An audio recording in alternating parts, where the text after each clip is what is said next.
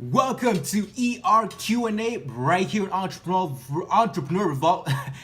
Sorry about that. This week has been a little bit busy, but we're still gonna hit this ERQ&A episode. And today's question is coming from Michael, and he is wondering how to build trust online for a business as an entrepreneur because you're dealing with online transactions. So basically, building trust for an online business. I think that's a good title for this ERQ&A, and I hope, Michael, you like that title right there. Good way to summarize it. Now, the good thing is I have a lot of experience here because I'm actually one of the businesses this week. The reason why I was a little bit more busy this week, I usually released a video earlier, is because we just launched a new website, and we basically had people coming in to make transactions, and we already had a couple sales closed within 4 hours of launching it. And basically, and when it comes to building trust online, there's a couple of key metrics that I've been able to see that work out pretty well. Now, the beautiful thing is that in general, people have more trust in making online transactions, right? Online shopping is becoming more and more common, right? It's already pretty common, especially in countries like, the United States, where Amazon, eBay, and stuff like that is. And of course, for Africa, online shopping is still not quite where it needs to be because I'm not trying to shame any kind of business out there, but basically sometimes when people order online products in Africa, we don't have a lot of insurance policies that are there where a person can actually be able to call up the company. If the company did not send the product, they can be able to actually pursue legal action. I know you can do that, but the system is not quite there. So there's a little bit of a barrier there that's kind of general where, Africa, we're kind of catching up to that place, but I'm not saying we're not going to get there because I know we will. It's the same thing with Amazon and eBay, all those different big companies in the United States, either in Europe, whatever it might be, in China, like Alibaba and AliExpress. They all dealt with these challenges in the beginning because guess what? When you're the first one of doing something in your country or even at scale in e-commerce or online transactions, there's going to be a little bit of a barrier of entering. And that's a good thing. That basically means you're doing something new. Matter of fact, one of the challenges we had this week for one of our online businesses, we're launching an application online. We had a lot of challenges this week, but it ended up proving to be worth it. Now, when it comes to building trust online, now that we got that part out as far as people are catching up to it, so in the future, more people will be able to trust more businesses doing transactions online, even more than they already trust it right now. Now, how to differentiate yourself from other competitors to be able to build more trust? It's just basically think about human communication. Think about human psychology. Think about when you're talking with another person. I'll give you a quick example. I'm not trying to be judgmental or anything like that. Okay, I basically am because I'm about to do it right now. But basically what I'm trying to say is this, not in a bad way, but an example. If you see a person who's in a suit, okay, a person who's in a suit, and a person who's in hip hop clothes, maybe they got their hat backwards, they got baggy jeans, they're sagging or whatever it might be. I'm not here trying to, put a cover on anybody, but I'm just saying genuinely human psychology, your brain will automatically be able to trust a person who's wearing a suit, a person who's more dressed up, more clean. And even a person who's a fan of hip hop, a person who's a fan of street style, you'll probably still likely look to trust the other person. Now, of course, I'm not trying to say that's always the truth, but I'm just saying in general, a person who's dressed up more, okay, they have their suit ready, or maybe it doesn't even have to be a suit, it can be something simple as this. A little bit more dressed up than, a little business casual, whatever it might be. You trust them a little bit more. The same thing with your business, right? You want to make sure it's dressed up well online, which basically means it's your website. If your website is not looking good, chances are people are not going to trust it. Okay, think about it. If you go to a janky looking website, links are broken, they have typos on there, their images are just pixelated out of this world.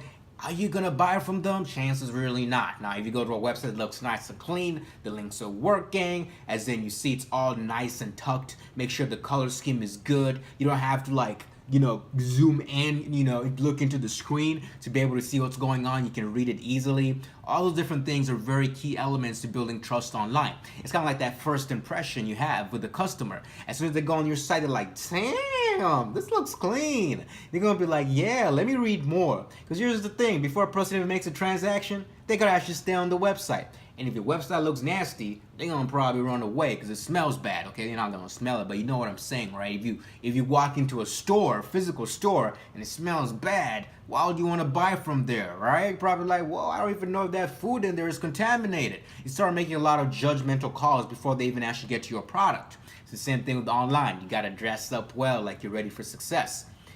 And the other thing is, you need to have a really good sense of assurance. You need to give people some kind of guarantee. People love guarantees when they go on the website. If I go on Amazon, you see Amazon gives you, I believe they give a certain time period of a money back guarantee, no questions asked, right? You know, if the product didn't work out well, we can say we'll give you the money back. Matter of fact, I'm not sure if you watched one of my vlogs a while back when I went to California. I left my phone back in Minnesota at an airport, and I bought another phone in California because I wanted to record and stuff like that. And then when I flew back to Minnesota, I was able to basically return that phone. And guess what? As soon as I returned it, Amazon sent me the money like that. That's crazy guarantee for my money back. The same thing with online businesses. When you see them, they're like, hey, we're going to give you a 30-day money back guarantee if you find any issues on the services. Now, here's the other thing. You're probably like, well, what if people try and abuse that? Let me tell you something here. People will not abuse something if they actually got good value out of it. I run an online e-commerce site, and out of over 235 customers going on there, we've only had 15 people request the money back, okay? Matter of fact, some of those people who opened up a PayPal case to get their money back, some of them made errors. We only had a 0.5. Let me repeat that, 0.5% of people were requesting their money back, and we gave their money back. We don't need to worry about it. That's why we give them a 30-day protection, okay? Because we know we can deliver the services. And the person knows they got a 30 days to be able to try something out, they'll be able to trust you even more. That's why some people even give 60 days money back guarantee, okay? Because it's helpful. That's why even retail stores sometimes tell you like, hey, if you go home, it doesn't fit, bring back the receipt. Just make sure there's no crazy stains on it, and we'll make sure to give you your money back, give you some store credit. So the next thing is basically give them some kind of guarantee. If it's not a money back guarantee, give them some kind of insurance. Again, make sure that they trust you. It's the same thing with you. For example, you know, you don't want to hear that that a pilot who you're going to be flying with doesn't have a good, flight record, right? You know, he's like, I can't guarantee you're gonna get there, okay? But I'll try. No, you don't hear the pilot tell you like, here's your captain, and I've flown very many times, and guarantee that you're gonna get there. So it's the same thing with your online business. When you're building trust, you have to give them a certain kind of assurance that you're going to be able to deliver the service. Otherwise, it's a money back guarantee. It can be some kind of protection system. It can be maybe a trade-in policy, any kind of item that can be able to give them some kind of safety and insurance that you're going to be there if something doesn't work out. Okay, it's kind of like a human psychology that's going to be able to help you with your online business and building trust. Now, we've talked about basically some of those core key parts, like make sure your site looks well. That's the first impression. Make sure you give them some kind of insurance, some kind of security, especially the first time going online to your site. They don't know who you are. They might not trust you. And the only thing they might trust is maybe your return policy, maybe just in case they're just trying you out. You know, it's kind of like them trying you out a little bit and then they come back again. Kind of like the first time you eat at a restaurant, you're not quite sure if it's going to be good, but after you eat it and you're like, oh, this is really good, chances are you're going to come back again. So kind of think about it, just think about it like a human psychology for building trust in your online business. Now, the other third thing is you need to have human faces on there, okay? It might be worded there weirdly, but basically you need to have some kind of human interaction. I see a lot of people who have like cartoons on their website, or maybe they have some kind of funky little artwork, whatever. That doesn't work. People want to see other people's faces. That's why a lot of companies actually have people's faces who represent their company. And, you know, kind of like if you think about like the Geico commercials, I'm not sure if you guys have seen those.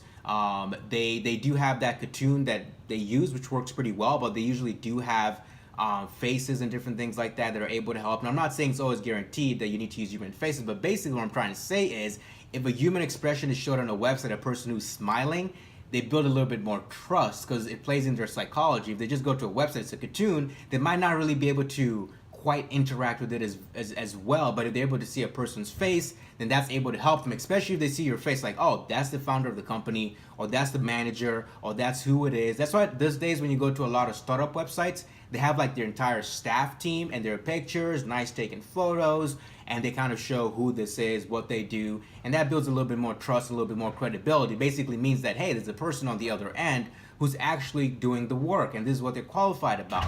So it's not just like a mascot, okay? It can't just be just like a mascot, which can be able to work pretty well. I'm not saying mascots don't work. I just gave you an example of Geico. They use that little, they use a Geico. I'm just trying to think of another animal. They use a Geico, but also some of their competitors like Flo from, I forgot what insurance company it is, my bad.